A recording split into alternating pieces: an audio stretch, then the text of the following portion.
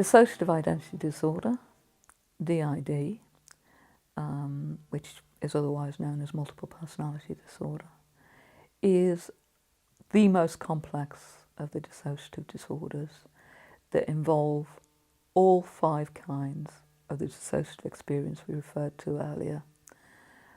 Not just the identity alteration, which we all want to kind of sort of identify it with. It does involve that, but it's not just that. And so all the different kinds of dissociative experience, somebody with D.I.D will experience all of those at probably a moderate to severe level. And in addition, they will have a whole range of non-dissociative effects.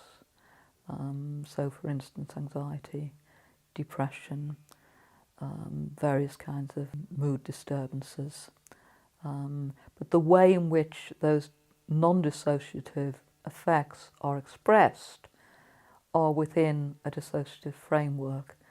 So the way in which they come out are different from how they would be if you didn't have the dissociation. And you can't just address those effects unless you also address the dissociation. Dissociative identity disorder is when two or more very separate parts of someone appear at different times. Okay, so that you've got, at times it may be someone behaving and being in the world as people are used to them being, but at other times suddenly being very different, maybe very childlike, maybe very aggressive, out of character, maybe unable to move physically, and having no recollection of that when that person goes back to being the way people normally associate them as being. PTSD is a term that a lot of people at least have some understanding of. So, for example, if you've been involved in a horrific car crash, a lot of people understand that it would be quite hard to get back in the car for a while, and as a society we're very understanding to a certain level of that. Basically, each alter has a lot of them. So although it's far more complex than PTSD, and a lot of treatments that are appropriate for PTSD are not appropriate for D.I.D because it's so much more sort of in the fabric of being, in terms of a way of understanding it, it's often not dissimilar, because each alter will have links to horrendous or traumatic experiences in their life that then kind of interweave in the present life. It's a lifesaver. It's when, as a child, it can be caused by other situations, but I'm going to talk about it from my personal point of view as a child.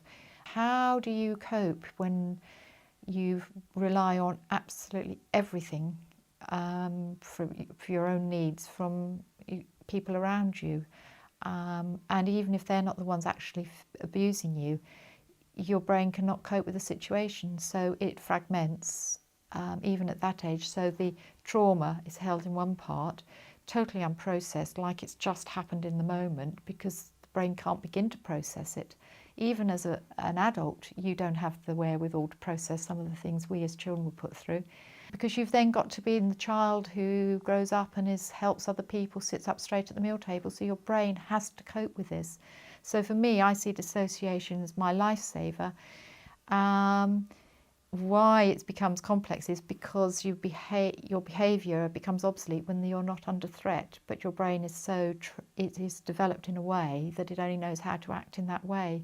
So into adulthood, I continued to act as though I was under threat the whole time. My brain didn't know that the abuse had stopped in many ways. There was no reason for it to.